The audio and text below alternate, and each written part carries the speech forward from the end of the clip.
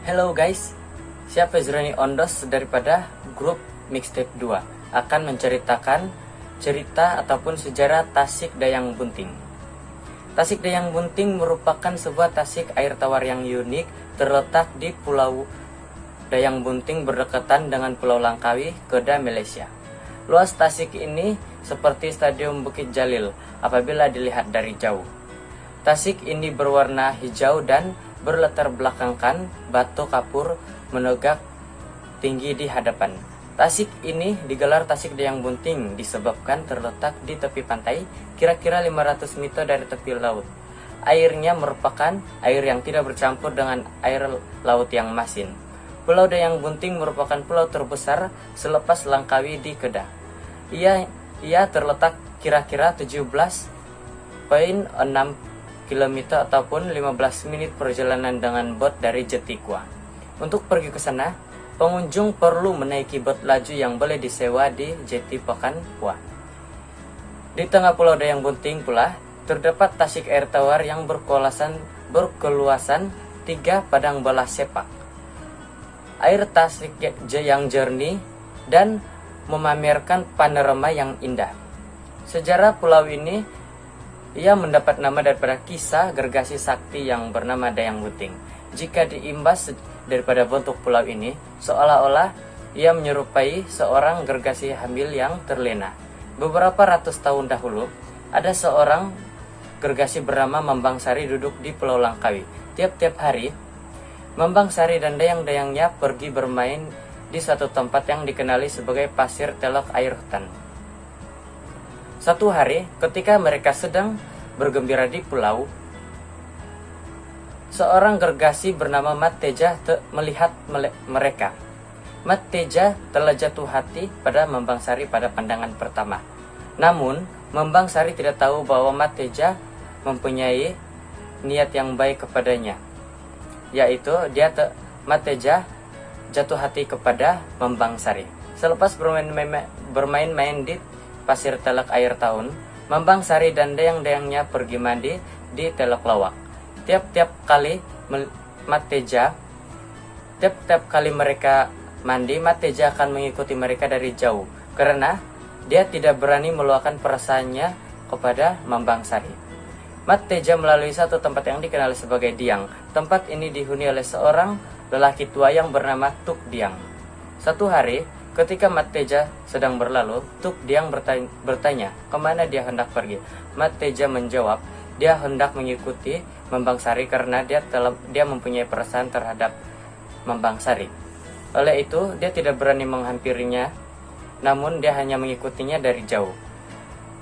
Tuk Diang telah memberikan petua, yaitu ambil sebatang tabung bulu, pergi berjalan di pantai laut waktu air surut, kemudian tadah air mata duyung di satu tempat dipanggil Telok Kahar. Apabila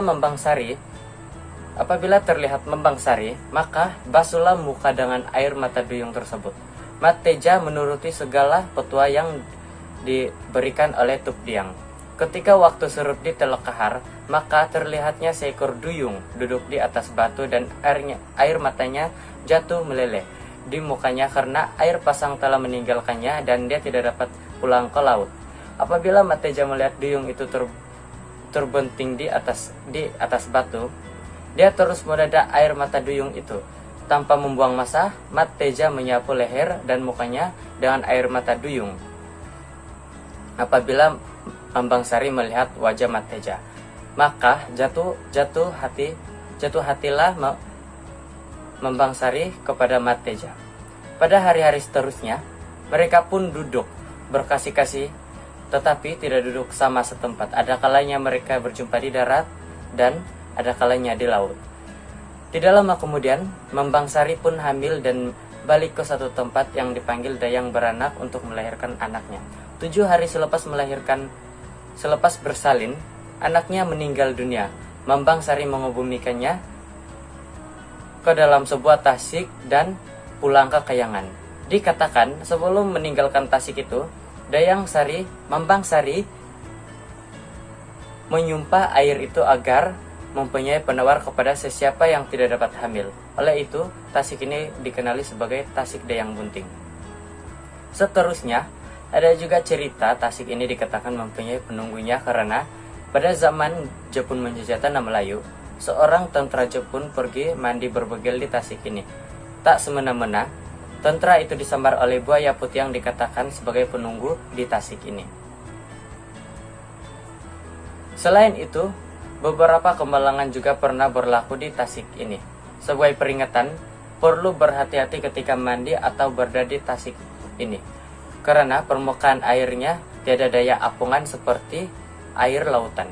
Selain itu, bagi sesiapa yang tidak tahu cara berenang atau tidak, ada yang tahu berenang atau tidak, risiko untuk tenggelam terus ke dasar Tasik juga ada jika tidak memakai jaket keselamatan yang telah disediakan. Pernah juga dikabarkan bahwa pengalaman beberapa penyelam dari luar dan dalam negara yang pernah mencoba untuk menyelam hingga ke dasar Tasik Dayang Bunting ini. Melangnya, menurut mereka, semakin menyelam ke dalam, semakin gelap dan keadaan agak menyeramkan. Kebanyakan mereka memberitahu agak sukar untuk sampai ke dalam Tasik tersebut, sehingga ada yang terpaksa berenang semula ke atas permukaan. Ada juga yang mengatakan ketika ingin naik ke aras permukaan, mereka rasa ketakutan, seperti ada sesuatu yang sedang mengekori mereka dengan laju. Tetapi pengunjung diberi peringatan agar menggunakan jaket keselamatan apabila berada di dalam air Tasik ini. Sekian dan terima kasih. Okay, nama saya Nur Adawiyah binti Syariza, nombor metrik saya S60618. Di sini saya nak cerita pengalaman saya sendiri masa pergi Pulau Dayang Bunting tu. Okey. Di sini juga saya nak cerita perjalanan ke Pulau Dayang Bunting tu. First, untuk pelancong, first kalau nak pergi Pulau Tasik Dayang Bunting ni, kita kena naik boat. Okey. Sebab perjalanan dia memang ambil masa. And first, kalau kita dah sampai dekat situ, kita akan di handle oleh orang kata seorang ketua ataupun kata pekerja lah. Dah sampai giliran kita tu, kita kena naik boat. Boat dia taklah besar sangat. Maksudnya boat tu boleh cukup mungkin dalam 12 orang ke 15 macam tu lah. First, kalau kita naik boat, kita kena pakai jaket keselamatan tu. Contoh kalau kita jatuh ke apa ke, memang boleh selamatkan lagi lah. Sebab first naik boat tu terus kena pakai satu tu. Lepas tu bila pemandu tu, dia akan pastikan dulu semua pakai, baru boat tu akan jalan. So kita akan naik boat. Time situlah kita akan menikmati keindahan Bukit Bukau, laut. Sebab memang dekat sangat mata kita. Kita boleh tengok. Satu lagi, ombak ataupun percikan ayak tu, kita boleh rasa sendiri. Okay. And kita dapat lihat pulau-pulau ataupun bukit ni dengan mata kita sendiri, dekat sangat. Bila sampai destinasi kita, maksudnya sampai berdekatan dekat bukit yang menyerupai perempuan sedang hamil yang sedang tidur, boleh nampak sendiri lah dengan mata kita. Dia macam bukit tu, perempuan tu tengah baring. Kita nampak kepala dia, bahagian dada dia, bahagian perut dia, macam perempuan yang sedang bunting, orang tak hamil macam tu lah. And dia masa tu boat kita perlahan, maksudnya pemandu ni dia akan perlahankan boat, dia akan bagi kita tengok Bukit Bukau kat situ. Teruskan perjalanan kita ke Pulau Dayang Bunting. Okay, first, bila dah sampai kat situ, boat akan berhenti. Dia akan beritahu dekat kita, pemandu akan beritahu, dia kata kita kena turun kat sini, dan balik sekejap lagi pun kita kena tunggu kat situ. Kita akan naik boat ni juga untuk pulang. So bila dah sampai situ, dah sampai kat JT tu, kita kena pergi kat kaunter untuk ke Pulau Tasik Dayang Bunting tu lah. Okay, masa dekat kaunter tu lah kita akan ditanya oleh orang kata pekerja kat situ. Dia akan beritahu harga tiket. Dia juga akan beritahu promosi aktiviti yang ada dekat sana. Dia akan beritahu perjalanan kita seterusnya. Kita menaiki tangga-tangga. Tangga ni memang orang kata banyak jugalah. So nak naik tangga tu kena ada stamina yang kuat, sebab satgi kita akan tercungap nak naik tangga tu. So sebelum tu siapa yang kalau boleh tu tak payah bawa makanan lah, ataupun bungkusan makanan, sebab bahaya balik itu. Sebab nanti monyet akan, ataupun orang panggil kera, dia akan ambil magnetor, ataupun dia akan curi magnetor. So sebaiknya tak payah bawa lah makanan, just tangan kosong. Sebab dia pun tak boleh tengok plastik-plastik ataupun bungkusan makanan, dia akan ambil. So kita akan teruskan perjalanan kita naik tangga. Kebanyakan memang tangga memang mendaki lah untuk kita naik sampai dekat pulau tu. Satu lagi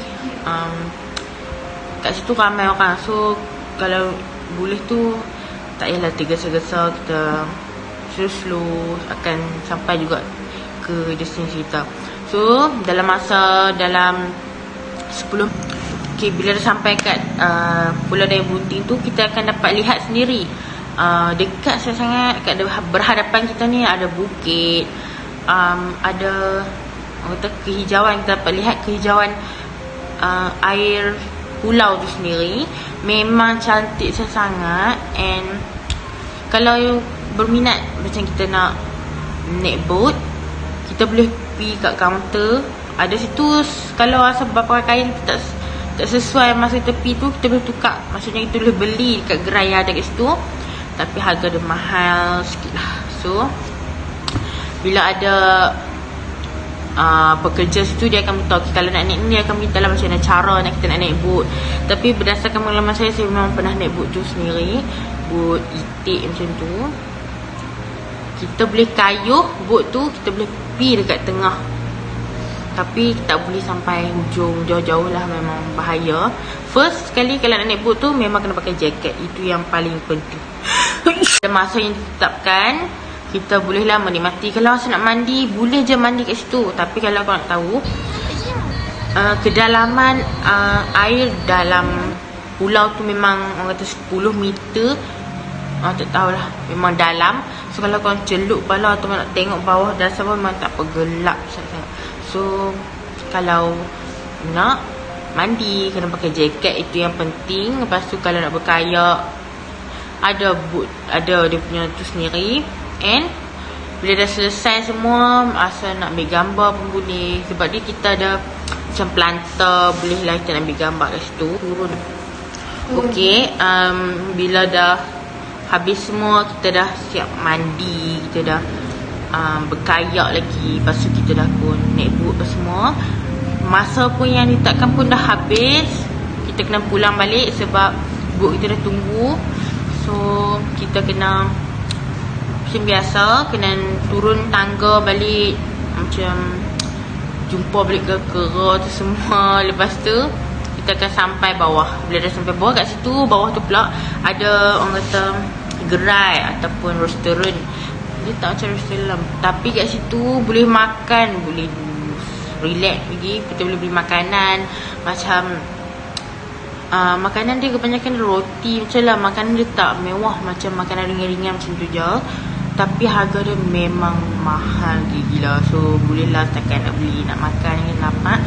So macam biasa kita akan tunggu boat kita, ataupun kita akan tunggu balik penumpang lain lah yang naik yang kita sekali tu.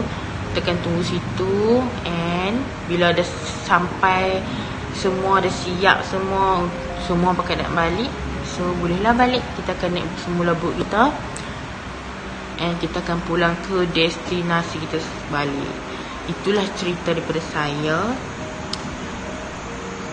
Macam itulah perjalanan nak menelusuri orang kata Pulau Tasik Dan Bunting ni.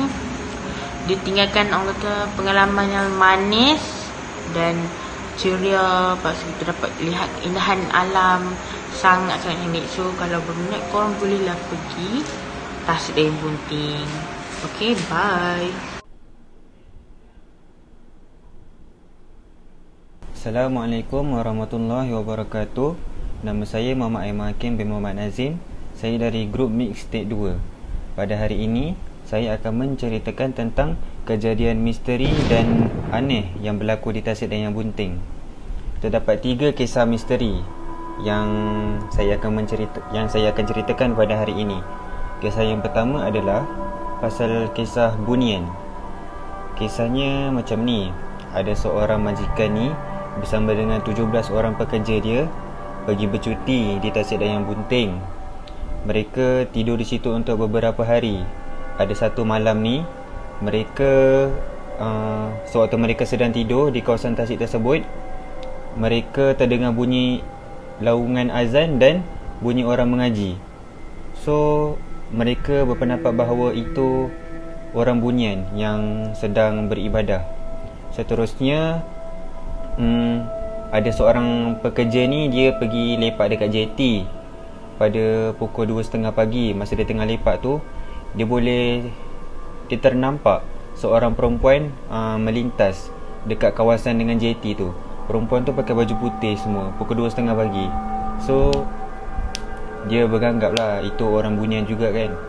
Kisah yang ketiga pasal bunian ni, sewaktu mereka sedang melakukan aktiviti di tasik tersebut, ni tengah hari tau, pukul 12.30 tengah hari.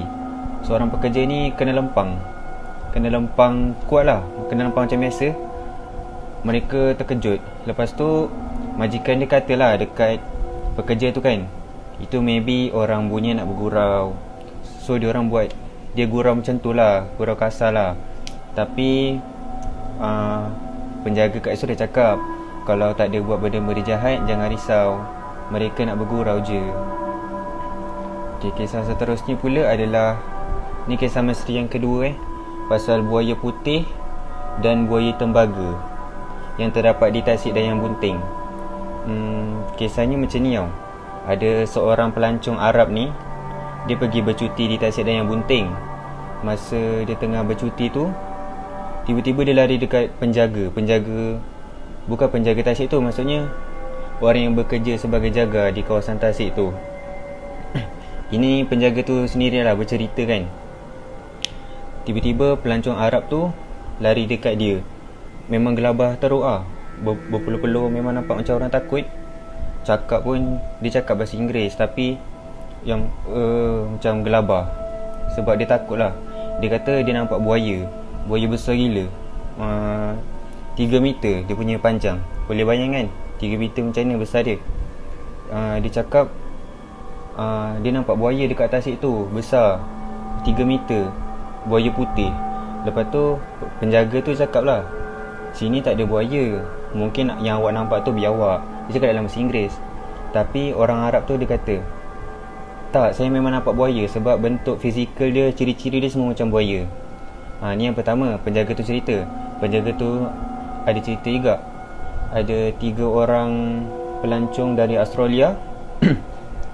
Tiga-tiga ni mereka nampak buaya tembaga dekat pantai tu. So maybe betul lah ada buaya dekat sana, tapi tak semua orang boleh jumpa. Kisah yang ketiga pula adalah, ini biasa sebab utamalah kaum wanita pergi ke kawasan Tasik dan Yang Bunting ni untuk hamil. Orang kata Tasik dan Yang Bunting ni ada khasiat dia tersendiri. Dia boleh buat wanita yang mandi kat situ hamil. Kalau korang nampak dekat bukit tu pun ada macam perempuan wanita mengandung tu kan.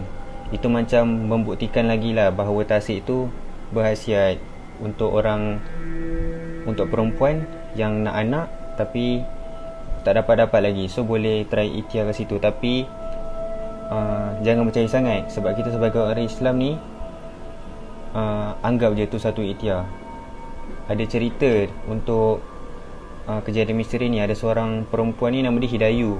Dia daripada Melaka. Dia dengan member baik Hidayu ni dah dekat 10 tahun kahwin, tapi belum ada anak. Jadi Hidayu ni bawa lah dia pergi dekat Tasik tu untuk mandi. Dia macam percayalah, dia usaha ikhtiar kan untuk dapat anak. Jadi dia try lah kat situ. dia mandi rendam. Lepas tu selama beberapa bulan, kawan baik Hidayu tu dia mengandung.